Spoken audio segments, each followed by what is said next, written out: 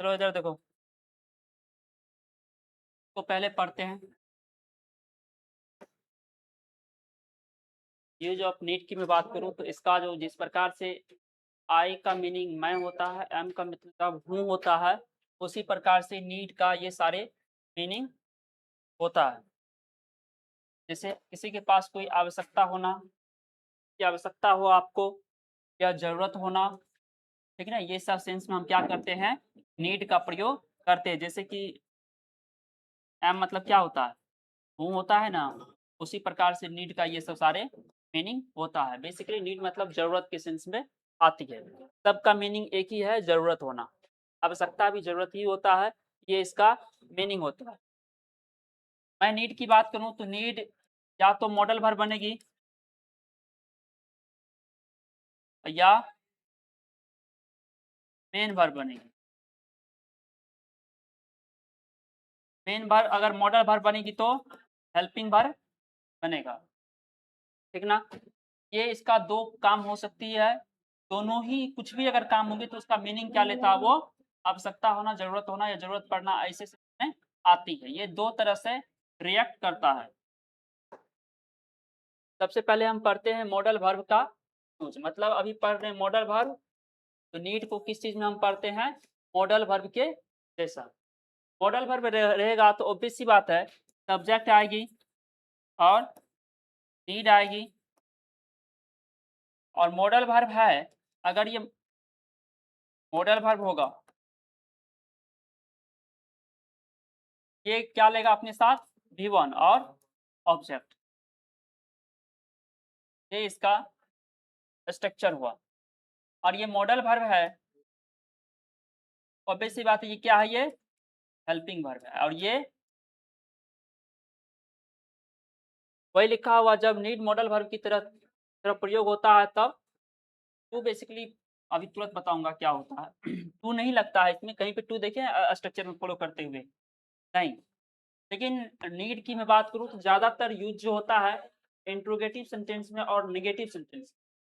ज़्यादातर जो इस नीड का प्रयोग होता है इंट्रोगेटिव और नेगेटिव में, वही चीज़ें लिखा हुआ है नोट करके। नीड का प्रयोग प्रायः या अक्सर कहाँ होता है, नेगेटिव या इंट्रोगेटिव सेंटेंस में। अभी हम स्ट्रक्चर लिखे पॉजिटिव, पॉजिटिव स्ट्रक्चर क्या लिखे, सब्जेक्ट लिखे और नीड लिखे, V1 लिखे और ऑब्जेक्ट। ये हम, मैं बात करूँ नेगेटिव की,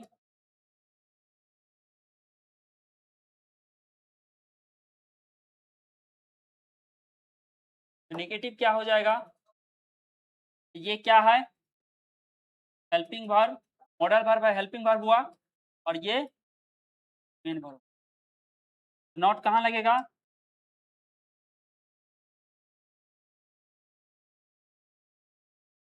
नॉट कहाँ लगता है, मेन वर्ब में।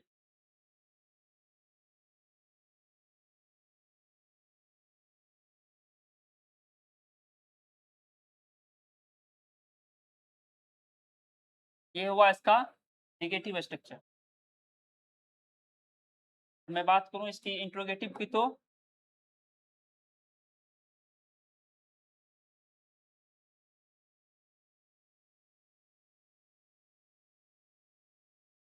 इंट्रोगेटिव बनने के लिए क्या होती है, ये हेल्पिंग वर्ब जो है सब्जेक्ट से पहले आ जाती है और V1 अपने जगह पे ही रहेगा, क्वेश्चन मार्क आएगा। ज़्यादातर प्रयोग नीड का कहाँ पे होता है, इंट्रोगेटिव या नेगेटिव सेंटेंस में। मैंने बोला नीड 2 तरह से रिएक्ट करता है, मॉडल वर्ब की तरह और मेन वर्ब की तरह। अभी पढ़ाऊँगा, मॉडल वर्ब आपको अभी तुरंत पढ़ाए। ये नीड की ये सारी हिंदी होता है, जिस प्रकार से एम मतलब हूँ होता है, उसी प्रकार से इसका मतलब ज़रूरत होता है। मैंने बोला ये जो होता है मॉडल वर्ब की तरफ रिएक्ट करेगा तो ये हेल्पिंग वर्ब बनेगा। तो और ज़्यादातर प्रयोग जो होता है नीड का कहाँ होता है, नेगेटिव या इंट्रोगेटिव सेंटेंस में। अगर मॉडल वर्ब की तरह ये है, मॉडल वर्ब है तो मॉडल वर्ब होती है क्या, हेल्पिंग वर्ब होती है। ये हेल्पिंग वर्ब हुआ, ये मेन वर्ब हुआ, और मेन वर्ब हुआ कोई भी काम करेगा तो कौन करेगा, हेल्पिंग वर्ब काम करेगा तो नॉट ये अपने साथ लेगा। और अगर इसको इंट्रोगेटिव बनाना है मतलब सब्जेक्ट से इस साइड लाना है तो ये इस साइड चलाएगा। इसका मीनिंग क्या होगा, क्या लिखा है, यू नीड नॉट वेरी। ये क्या है, हेल्पिंग वर्ब है और ये मेन वर्ब है। हेल्पिंग वर्ब है तो मॉडल है, क्या लिखा है, यू नीड नॉट वेरी, तुम्हें चिंता करने की आवश्यकता नहीं है। ही नीड नॉट गो देयर, उसे वहां जाने की आवश्यकता नहीं है। यहाँ पे ये क्या है, मॉडल वर्ब है, ये मेन वर्ब भी वन है। सी नीड नॉट हरी, उसे जल्दी करने की आवश्यकता नहीं है। ये हेल्पिंग वर्ब है, हेल्पिंग वर्ब के नाते मॉडल वर्ब है और ये भी वन है। We need not wait for him, हमें उसका इंतजार करने की आवश्यकता नहीं है, हमें उसका इंतजार करने की जरूरत नहीं है, ठीक है। They need not ask anyone, उन्हें किसी से पूछने की आवश्यकता नहीं है या किसी से पूछने की जरूरत नहीं है। अब जो आपको अच्छा लगे वो चीजें लिख सकते हैं। इसका ये मीनिंग होता है, ज्यादातर जो होता है नेगेटिव में यूज होता है। मैंने अभी तुरंत आपको पढ़ाया,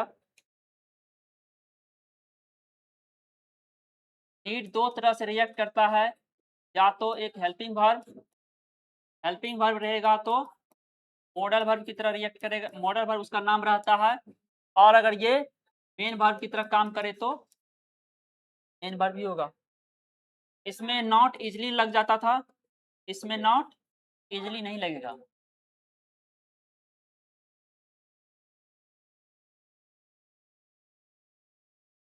तो ये नेगेटिव सेंटेंस थी, नेगेटिव, और इसका इंट्रोगेटिव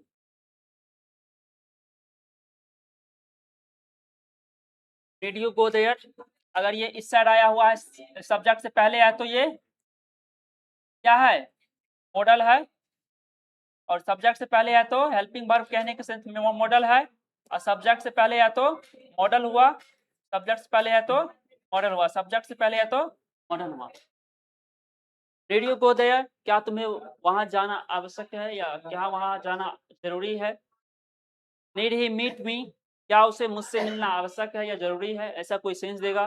नीड वी वेट है, क्या हमें यहाँ इंतजार करना चाहिए, आवश्यकता है या जरूरत है, जो भी आप सेंस देना चाहे। लेकिन एक चीज याद रखिएगा, नीड का जो है सबसे ज्यादा जो प्रयोग होता है निगेटिव और इंट्रोगेटिव, और इंट्रोगेटिव निगेटिव बनाने के लिए आपको मैंने सिखाया। ये मॉडल वर्ब की तरह भी रिएक्ट करेगा, सॉरी मेन वर्ब की तरह भी काम करता है, इसका मतलब जैसा मॉडल वर्ब मेन वर्ब की तरह भी ये रिएक्ट करेगा। तो इसका स्ट्रक्चर होगा बेसिकली क्या, सब्जेक्ट होगा और नीड, अगर सब्जेक्ट एक से ज्यादा हुआ तो मतलब प्लुरल हुआ तो ये नीड्स, ये सिंगुलर के लिए। उसके बाद यह क्या है, ये हुआ मेन वर्ब। ये अगर ये मेन वर्ब रिएक्ट करेगा, इसके बाद कोई ना कोई नाउन चाहिए मुझे, क्या चाहिए, नाउन चाहिए, मतलब ऑब्जेक्ट चाहिए, यही चाहिए ना, यही चाहिए ना। तो ऑब्जेक्ट के रूप में आती है क्या, इन्फिनिटिव आता है, क्या आती है, इन्फिनिटिव। नॉन या तो क्या चाहिए, प्रोनाउन चाहिए, और नॉन प्रोनाउन के रूप में कौन आता है, इन्फिनिटिव आता है। इन्फिनिटिव अभी नहीं पढ़ाए हैं, वेट कीजिए बहुत जल्दी पढ़ाएंगे, ठीक ना।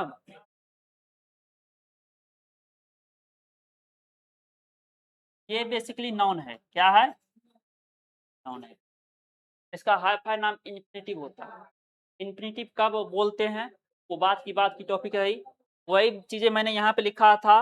अगर यह मॉडल वर्ब की तरह तब टू नहीं होता है, और जब मेन वर्ब की तरह रिएक्ट करता है तो टू आता है। इसका नाम होता है टू के साथ V1। ये V1 इसका नहीं है, इसके लिए ये V1 नहीं आया है। मैंने बोला था टू के बाद भी V1 आता है, टू के बाद भी V1 आता है। जैसे हैव के बाद V3 आ सकती है, उसी प्रकार से टू के बाद क्या आती है, V1 आती है। समझ रहे हैं। अगर यह मेन वर्ब की तरह काम करे, मेन वर्ब की तरह काम करे इसके बाद कोई वर्ब तब नहीं चाहिए, इसके बाद कोई नाउन या तो प्रोनाउन चाहिए, ऑब्जेक्ट के रूप में कुछ चाहिए। ऑब्जेक्ट के रूप में ये इन्फिनेटिव आता है 2 + D1, इसको नाम होता है इन्फिनेटिव। अभी नहीं पढ़ना है, टॉपिक इन्फिनेटिव नहीं है, जेरंड पार्टिसिपल बाद में पढ़ाएंगे तो बाद में देखेंगे, ठीक है ना। इसको अभी याद रखिएगा, ये जो कॉम्बिनेशन है 2 और V1 का, इसको क्या बोलते हैं, नाउन बोलते हैं, ठीक ना। ऑब्वियस सी बात है, अगर इसका नेगेटिव बनेगा तो कैसे बनेगा,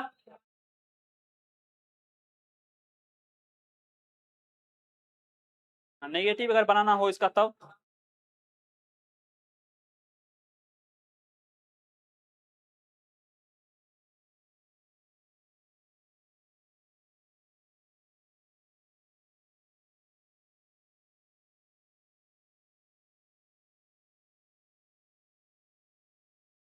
सिलेक्ट हो,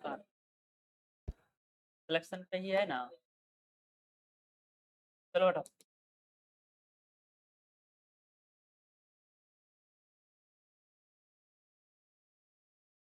नेगेटिव कैसे बनेगा,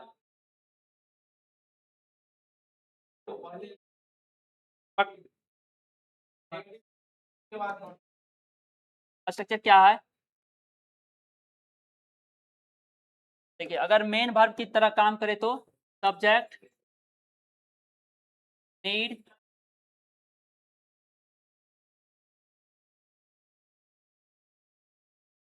टू चाहिए, वन चाहिए, प्लस में ऑब्जेक्ट। मैं यहाँ पे अगर तोड़ने जाऊं तो ये हुआ मेन वर्ब, ये नाउन को आप कह सकते हैं, इसका नाम होता है इन्फिनेटिव। मैं बात करूं तो अगर मेन वर्ब है तो ये है क्या, V1, ये क्या है, V5। क्या चाहिए, डू या तो V1 या V5 के लिए डू या डज। चलिए, जब नीड का प्रयोग जरूरत हो, आवश्यकता होने के सेंस अर्थ में होता है, तब मेन वर्ब का यूज होता है। यही सारे सेंटेंस है, पढ़िए इसको। You need to study hard, तुम्हें मेहनत से पढ़ने की आवश्यकता है, तुम्हें मेहनत से पढ़ने की आवश्यकता है। सेम मीनिंग देता है लेकिन अलग अलग इसका यूज है। अगर ऐसा स्ट्रक्चर कहीं मिल जाए तो ऐसा नहीं आप काट दीजिएगा, समझ रहे, तभी आप नहीं काटिएगा, इस स्ट्रक्चर फॉलो होता है। यहाँ पे ये मॉडल नहीं है, ये क्या है, मेन वर्ब है, V1 है और ये क्या है, मेन वर्ब है, समझ रहे हैं। He needs to go there, ये क्या है, यहाँ पे V5 है और क्या है, यह मेन वर्ब है, ये हेल्पिंग वर्ब यहाँ नहीं है। He needs go to go there, उसे वहां जाने की आवश्यकता है। We need to learn English, हमें अंग्रेजी सीखने की आवश्यकता है। और मॉडल अगर ये अथी के साथ प्रयोग होता तो, अगर इसको मॉडल बनाना हो तो वो नेगेटिव और इंट्रोगेटिव में मॉडल की तरह बिहेव करता है ज्यादातर। We need to learn English, हमें अंग्रेजी सीखने की आवश्यकता है। She needs to help her mother, उसे अपनी माँ की मदद करने की आवश्यकता है, ठीक है। मैंने क्या सीखा नीड के बारे में, नीड क्या सब हो सकती है, एक तो मॉडल वर्ब की तरफ प्रयोग होगा, क्या होगा, मॉडल वर्ब होने के नाते यह हेल्पिंग वर्ब, और एक क्या होगी, मेन वर्ब। का स्ट्रक्चर कैसे पढ़े थे, अगर ये है तो सब्जेक्ट आएगा, नीड आएगा और उसके बाद V1 आएगा और ऑब्जेक्ट होगा। यहाँ पे ये क्या होगा, मॉडल होगा, क्या होगा, मॉडल। एक स्ट्रक्चर क्या पढ़े, अगर मेन वर्ब आए तो नीड आएगा, टू आएगा, V1 आएगा, प्लस में ऑब्जेक्ट। यहाँ नीड्स भी लिख सकते हैं आप अगर एक से ज्यादा हो। यहाँ पे ये क्या है, मेन वर्ब। इसका नेगेटिव बनाना है तो टू या तो डज का सहारा लेंगे, और इसका बनाना हो तो सिंपली नो लग सकते।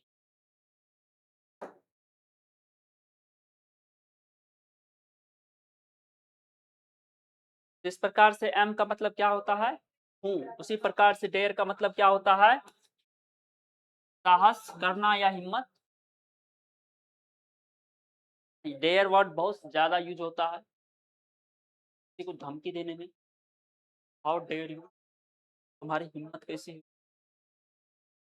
तो यही लिखा है, you mostly use to use, ये भी सेम उसी की तरह। जिस प्रकार से नीट कहाँ प्रयोग होता है ज्यादातर, अगर मॉडल के रूप में प्रयोग हुआ तो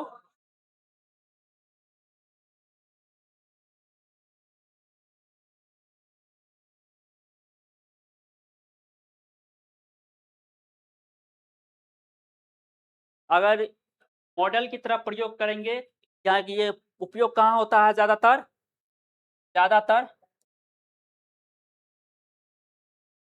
ज़्यादातर कहाँ होता है? नेगेटिव और इंट्रोगेटिव में, सेम नीड की तरह।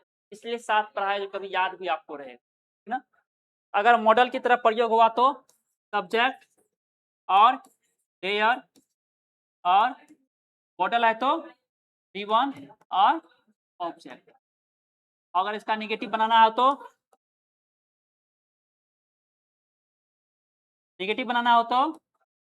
सब्जेक्ट और कहाँ पे नोट, ये है हेल्पिंग वर्ब ना, ये है main verb. There, not, V1 plus में ऑब्जेक्ट। अगर इंट्रोगेटिव बनाना है तो तब सॉरी, देयर को इस साइड लाएंगे,